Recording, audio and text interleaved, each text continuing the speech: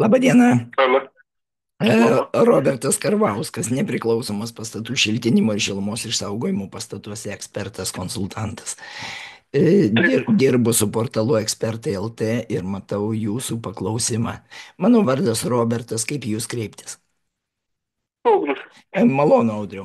Tai dabar Taip, matau jūsų paklausimą, kad yra šiltinta perdanga, bet virš perdangos nešildomoj palėpėje labai šalta. Ir jūs, jo. norėdami šilumos ten, jūs galvojat, kad reikėtų apšiltinti stogą.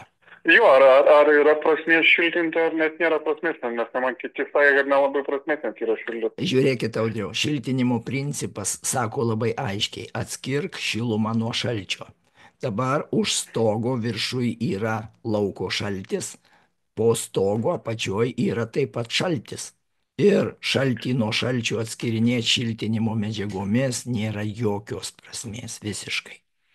Todėl čia Mhm. dabar būtų prasmė tada, jeigu jūs savo pinigais palėpėje generuotumėt šilumą, tokiu atveju būtų Mhm. prasmė tą šilumą saugot nuo lauko.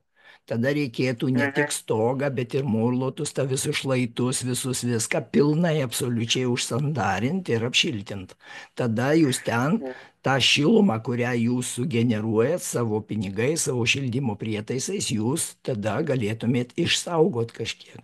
Bet jeigu Mhm. šilumos negeneruoja, tai iš kur jinai atsiras ten? Jeigu joje šalta, tai jūs uždėsit šiltinimo medžiagas į stogą, tai tas pats, kas jų šaltoj patalpoje ant stalo padėtumėte tas šiltinimo medžiagas. Jos nieko, iš vienos pusės šaltis ir iš kitos šaltis. Tai kokia nauda iš to? Mhm.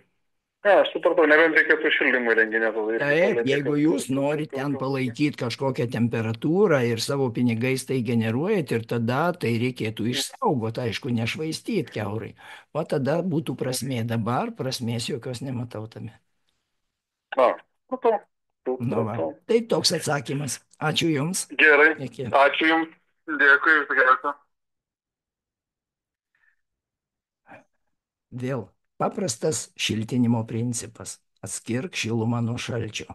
Ir žmonės galvoja, kad kažkaip tai iš kažko taps šilčiau, jeigu mes kažkur tai sudėliosim šiltinimo medžiagas. Šiltinimo medžiagos pačios šilumos negamina. Jos skirtos tik tai sudaryti inerciją, kad šiluma ne taip greitai išgaruotų, ne taip greitai pabėgtų.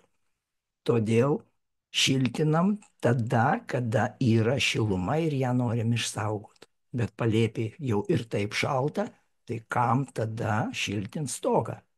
Paprasta atrodo ar ne, bet žmonės vat, kažkaip iliuziškai kartais galvoja. Tai viskas normalu, tiesiog reikia stimulų tokių susivokimų. Štai tokie atsakymai ir duoda susistygavimą, supratimą apie tai. Ačiū Jums, kad tai išgirdot.